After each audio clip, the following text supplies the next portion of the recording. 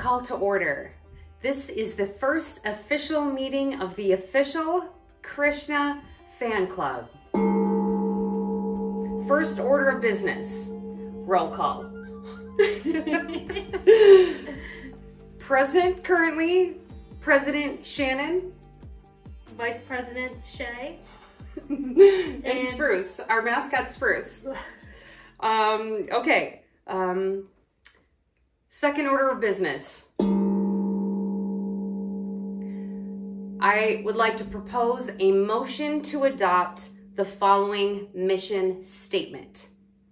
The mission of the official Krishna Fan Club is to offer love and pure devotion to Krishna, offered in the spirit of laughter, joy, and mischief. We align our energies with all others who offer love and pure devotion to Krishna and the divine. Do I have a motion to adopt our mission statement? I second. Okay. Adopted. Amazing. Okay. Next order of business. Treasures of Krishna. So at this point in our fan club meeting, we would like to introduce things that Krishna loves. And we are starting this first meeting with some foods. Some foods that Krishna loves. And of course, we've included some scents that Krishna loves and some colors Krishna loves. But we actually know that Krishna accepts any and all things that are given to him in pure devotion. But of course, we know that he likes certain things. So, what do you have there, Shay? What do we even have? Okay, and I also want to mention another way that we're honoring Krishna with things he loves is adoration. We made these beautiful, the official Krishna Fan Club shirts, I Heart Krishna hats. That's something that we did tonight with devotion to Krishna. We did. Okay, and with us, we traveled, I don't know, 35 minutes, right, to an Indian grocery store near us. Yeah. And we looked up things that Krishna loves. Some of those things are sweets. And so with us today, we have jalab, jamun, and pista peda. Okay. We're going to try this. We have not tried this yet. And also milk and butter, we noticed that Krishna really loves. Okay, so this is some ghee I have here, and I have some milk from a local farm that we are going to offer to Krishna first, and then we are going to taste ourselves. Amazing. To Krishna. Hare Krishna. I feel like we should cheers them. Right? What is this one? Okay, so this one is made from ricotta milk, sugar, ghee, cardamom, pistachios, and some type of essence. Okay, sounds delicious. So pista, when I looked up what Krishna, his favorite treasured things to eat, pista was one of them. Okay. This is pista, or it was peda. So anyway. Close enough. Yeah. To us. That's tasty. Hi, I know it's gross. Want some of this? It almost tastes like fudge. I'm gonna dip it in the milk. I'm gonna light myself on fire. Yeah, we also have some butter. That's tasty. I'm gonna try the other thing too. It tastes like fudge. Yeah, it kind of does, like with buttery fudge. Like the aftertaste is really good. Yeah, I want to see yummy. Too. A jalab, jamun. Feel free to tell us how to pronounce things. That would be helpful, actually. Right. What kind of snacks do you offer to Krishna? What kind of food do you offer to Krishna? I'm also drinking some tea here. Okay, I'm gonna try this one.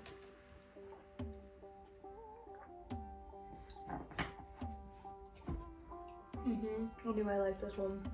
This one's good. It tastes like actually, it tastes like if you had a donut hole that you just soaked in sugar. Yeah. Sugar water. Yeah. Right? Spruce is like, what is that? It smells delicious. I know. Thanks, Spruce. You know what I love? Like, we didn't really plan to have Spruce up here with us, but we were just saying earlier today about how he holds the spirit of Krishna. And I think animals in general, like I think that they're maybe like one layer closer to Krishna. Maybe. Just based off they don't have all of the things of the mind that we do.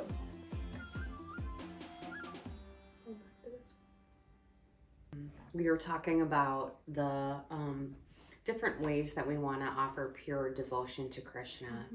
And actually, this club itself, even though it might like be a little bit silly and like we're definitely doing it up American style over here, it is definitely done in pure love and devotion for sure. We have been really looking for a way to offer our energies to Krishna in a way that he would accept. And I got kind of this download, I don't know, a week ago or so.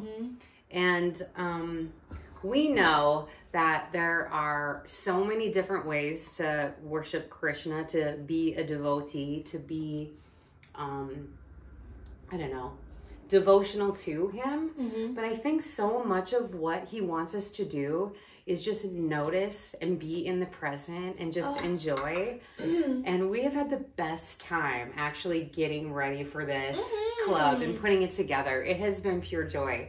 And just being with you doing it is also super joyful. And it's so fun. It is. Thank you so much, Sprucey, for joining us. Yes. So, okay, that was good. And like, I would say, when we think about like offering food to Krishna, we don't really know how to do it, but we do offer it in the sense of just love. Absolutely. So no, we're probably not doing it like correct, but then actually, is there a correct way? Is there a way that Krishna's gonna be like, nope, you didn't say that right or do that right? I don't think so, and that's kind of the point. Thank you so much for this different way possibly that you've shown us that you want to be both worshipped and adored. So here we are. Okay. All right. So where are we at? So we did the treasures of Krishna. Okay. We actually wanted to do all of the things that we could think of that we know Krishna likes. And one thing we know he likes is auspicious deeds. Okay, so we thought that we would, in our fan club, every single time we have it, bring up some type of auspicious deed that one of our fellow humans did on earth and just talk about it. Because we get a lot of bad news, but you know what? Let's talk about something good. There's good people in the world. Yes. So we found an article out of the New York Post. Yes, and this happened actually in March of 2022. I'm reading the date. Yeah. And it is entitled, "Wallet with $4,000 Lost in Times Square, Incredibly Returned to Owner." Wow. Would you like to read it? Yeah, I'll read it. Okay. This person restored faith in humanity. A New York City Good Samaritan proved that chivalry isn't dead after discovering a wallet containing thousands of dollars in Times Square and got it back to its rightful owner. The noble deed occurred Wednesday morning while Honduras native Eduardo Martinez was walking through the tourist-inundated area to get to work. During his commute, the man reportedly dropped his wallet, which contained $4,000 in cash, along with his standard wallet items, so I'm sure his ID and everything in there, near Broadway and 49th Street. Upon realizing what had transpired, the panicked man returned to the crowded area, whereupon he was approached by two police officers. They explained that they'd been given a wallet by an unnamed woman who had been commuting to work at the same time. Wow. After verifying his identification, the cops reunited the relieved fellow with his money pouch, which incredibly still had all the contents, including the $4,000. Martinez said in Spanish that he's grateful to the cops and the woman who returned it to him, adding that their act of kindness proves that there are still honest people in the world. Aww. That's such a good story. That is really, really nice. Makes me very happy to hear. Something like that is so easy to do. You know, you ask yourself the question if you found money. So that person, we already know about the heart and soul of that person. So I just offer that auspicious deed up to Krishna, and just ask us fans of Krishna, to keep the thought of doing auspicious deeds in our heart at all times. Absolutely. I try to think every day of how I can show up in someone else's world auspiciously. Yeah. You know, and you don't have to do it for any type of credit, right? This woman, she went unnamed. She could have said, you know, I'm so-and-so, I'm giving the thought, you know, but no, she went unnamed. I think that says a lot, and that just, how can we do that for others? You know, so interesting. I was like reading Reddit the other day, and I came across this post, and this guy said, it was like actually a picture of this woman, and he said, I think about this woman almost every single day. She saved my life. And he tells a story in the post about how he was in 8th grade and he was going on a field trip, but he had been actually planning on some self-harm, basically. And had pretty much decided to do it. But on that day on the field trip, this other 8th grade student, basically, he said she smiled at me every single time I saw her that day. Right? I know, right? And he said that it saved her life. It saved his life. It literally saved his life, because he said every time I talked to her, I just like felt she made me feel special and seen. And because she smiled at me every day, it literally changed my mind. So like, you never know. What if it's just the smile that a person needs? So like, I feel like the auspicious deeds are there for us to do. And all we have to do is like have an open heart. Ooh. I know, Spursy. Gross. Spears bringing the mischief in. We were talking about the mischief because we're gonna get to that. We got a segment on mischief coming up, and actually, our next segment we are gonna pull both oracle card of the Mahabharata and also an auspicious symbol. So actually, let's do the auspicious symbol first. Yes. So. Yes. This deck just basically has these different luck and healing auspicious symbols that we're going to pull for us and for you and for Krishna. Oh, what came out? Lucky. I pull that one. I call that one for us right there.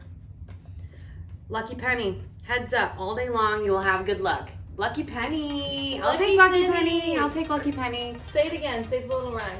Right? Lucky penny. Heads up. All day long, you will have good luck. Boop, boop, boop. That's all we need. Honestly, when you enter, when you start devoting your life to Krishna in whatever way that means to you, you do start getting, everything turns into good luck. It's true. You know, it's like nothing actually has a fault. No. Everything has a purpose when you see it that way. See everything as Krishna, you're lucky all the time. Yeah, it's so true. It's so true. Okay, so our next segment. Oh yeah, the Oracle card, that's right. Let's pull one of these. So this is a really good deck by Gita Rash. And I love this deck. I actually got this deck before I really even knew what the Mahabharata was. It called to me, and I like the art on the front of it.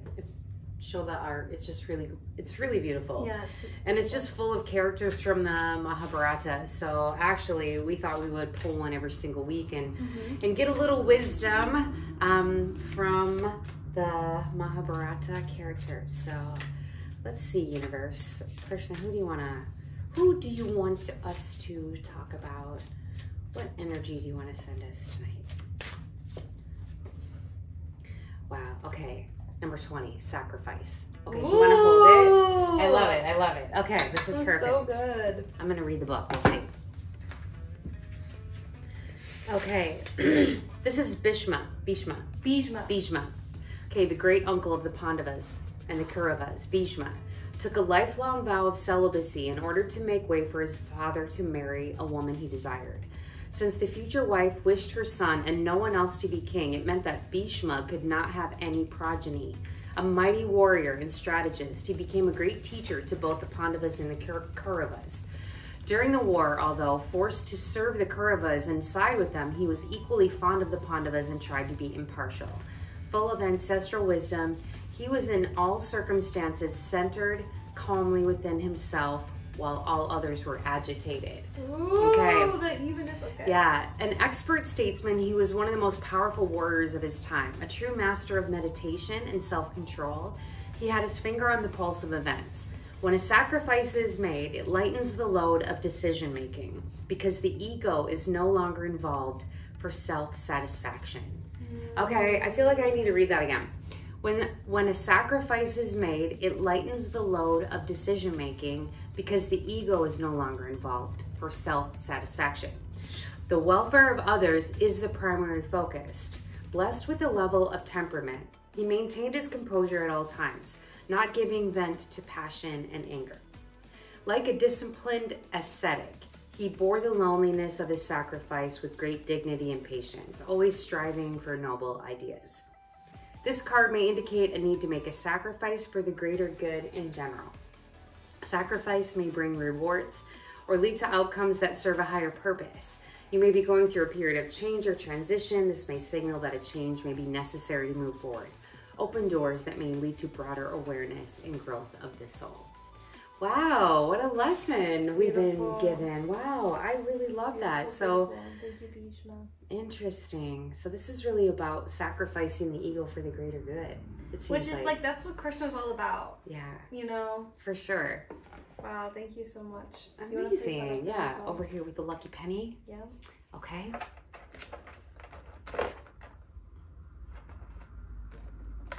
Okay, so all right, so next what we want to talk about is Krishna Mischief.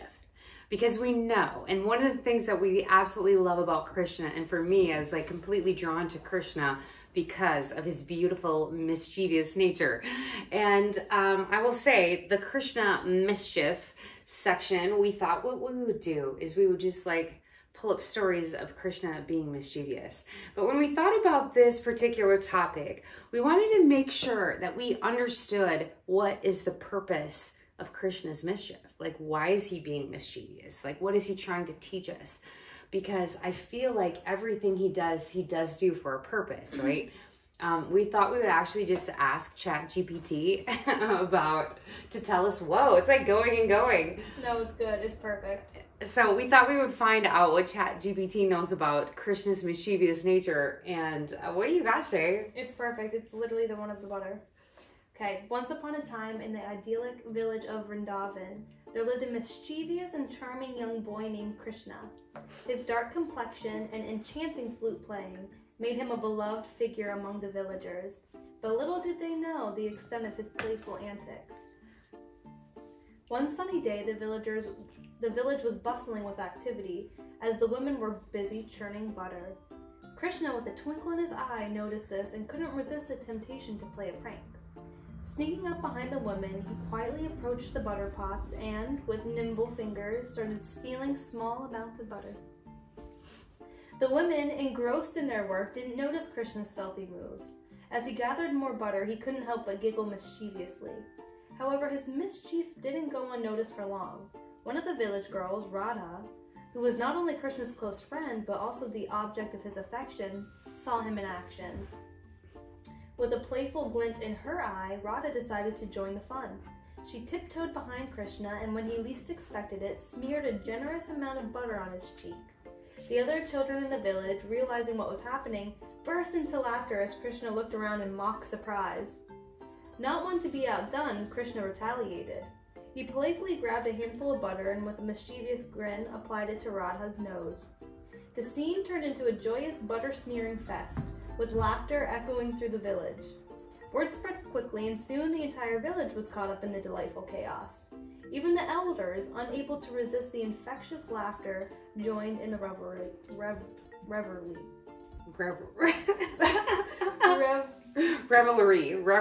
Yes. Revelry. Bingo. The mischievous Krishna had turned a simple day of butter churning into a memorable celebration of joy and camaraderie. As the sun set on Vrindavan, the villagers gathered around Krishna, grateful for the joy he had brought into their lives. Despite his mischievous ways, Krishna's playful spirit endeared him to everyone in the village, making him a beloved and cherished figure in their hearts. And so the tales of Krishna's mischievous adventure in Vrindavan became woven into the fabric of folklore, a testament to the joy and love he brought to the simple lives of the villagers. I love that so much.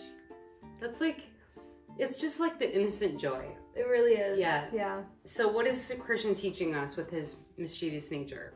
Oh, okay. I asked ChatGPT and it came up with really good answers. Yeah, let's hear it. Let's hear it. What is he teaching us with his mischievous nature? joy in the moment. Nice. Unconventional wisdom. Yeah. Love and friendships. Love it. Detachment and surrender. Yeah. Duality of life. Spiritual playfulness. Wow. I love that. Spiritual playfulness. Right? That's so nice. Yeah.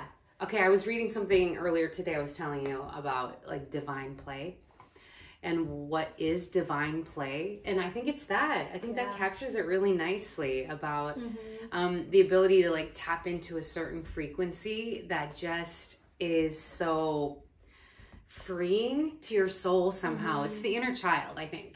I was just talking to one of my friends about what really is Krishna. I think a lot of people get caught up in the idea of like worshiping like the blue man Krishna, but Krishna says he is everything and everything is Krishna. So we were like, Krishna isn't a he, isn't a she, is thee is thee, you know, like he is it.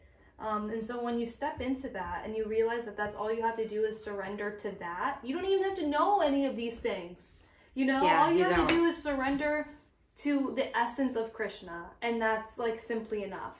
Yeah. You know? That's definitely what we're trying to do here, is just like tap into the joyfulness and celebration of Krishna in all the weird and wonderful ways we can possibly think of. Absolutely.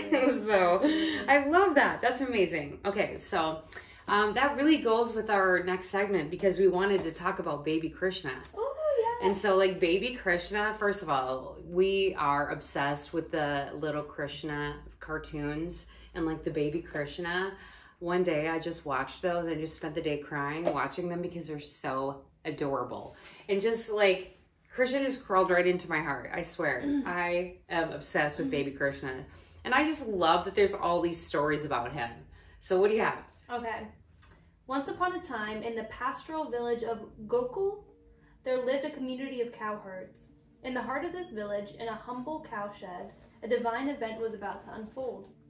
Yashoda, the wife of Nanda, had just given birth to a baby boy, and little did the village know that this infant, named Krishna, would grow up to be one of the most revered deities in Hindu mythology. Baby Krishna was no ordinary child. From the moment of his birth, miracles surrounded him. It is said that the night he was born, a great storm raged, and the Yamuna River swelled to allow his father, Nanda, to carry him to safety in the nearby village of Gokul. As Krishna grew, his playful and mischievous nature became apparent. One day, Yashoda left baby Krishna alone on a bed while she attended to some chores. To her amazement, when she returned, she found that he had managed to crawl away. Following the trail of tiny, buttery footprints, she discovered him sitting atop a large mortar, having dragged it across the room. Baby Krishna, with his mischievous smile, looked up innocently as if to say, "I was just exploring, mother." Word of Krishna's charming antics spread throughout the village, and the women of Gokul couldn't resist his irresistible charm.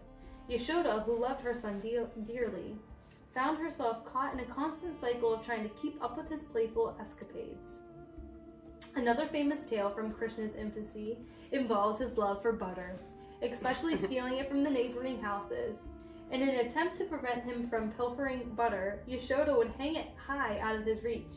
Undeterred, baby Krishna, with his divine strength, would find creative ways to reach the hanging pots, leaving a trail of laughter and mischief in his wake. Despite his playful nature, baby Krishna also displayed moments of extraordinary wisdom and compassion. His divine nature shone through even as an infant, captivating the hearts of the villagers and cementing his place as a beloved and revered figure in Hindu mythology. As the years passed, the tales of baby Krishna's enchanting exploits continued to weave into the rich tapestry of his divine leelas, also known as playful activities, leaving an enduring legacy of love, devotion, and celebration of the divine in the ordinary. Beautiful. I just love the vibration and frequency. I want to put butter on my fingers, I swear. It's true. I love it. Little buttery fingers. Little butterfree fingers. I love it. Okay. Next, we want to read a verse out of the Gita. And we have, of course, a couple different versions we're working with here. Read all of them. Yeah, we decided to read them all. But sometimes, I know you probably do this too, you just open it up and just read what the universe sends. And I actually asked Krishna, please show me what verse you want me to read. And I'm using the Franklin Edgerton version. And I went to chapter 11, verse 55. Chapter 11, 55. Yeah. And I'm going to read my version and then Shay will read hers. Highlighted. Amazing. In my book, I literally have that verse highlighted. I love it. Doing my work, intent on me, devoted to me, free from attachment, free from enmity to all beings. Who is so goes to me. I love that. I think read this verse. So devotion. This is about devotion, which is amazing because actually we are doing this out of pure devotion and love for Krishna. So I love that. Okay, so 55. My dear Arjuna, he who engages in my pure devotional service, free from the contaminations of fruitive activities and mental speculation, he who works for me, he who makes me the supreme goal of his life, and who is friendly to every living being, he certainly comes to me. I love how a car just like, that's like, amazing, yes! Right? A car just went by like honking and soaring. Okay, this is the Ek North Eastwarn version here. Yeah. Those who make me the supreme goal of their work and act without selfish attachment, who devote themselves to me completely and are free, I gotta start over. Those who make me the supreme goal of all their work and act without selfish attachment, who devote themselves to me completely and are free from ill will for any creature, enter into me. I love it. Beautiful. So that feels like an invitation for anyone and everyone to offer their devotion. And I'm so grateful actually to find Krishna, and I'm so grateful to him and all of the beautiful feelings and experiences I've had since finding him. So Hare Krishna. Hare Krishna. For sure. Okay. I'm gonna bring this back up here because actually we're getting to the close, but before we do that, before we close, I actually want to open the floor for any final comments or questions or thoughts or announcements, anything we want to cover. I just want to thank Krishna, take a moment to thank Krishna for this beautiful download that came to me through you. I just am so grateful to be here. I'm so grateful that this space is available to us. I welcome all of our devotee friends to be here with us, and thank you for watching and listening. Thank you so much for being with us. This is the first meeting of the official Krishna Fan Club. We will be doing these live, and our next meeting will be held on January 6th, 10 a.m. Eastern. We will announce before, we'll put a thumbnail out before to remind everybody, but we would love to have you join us on our next live.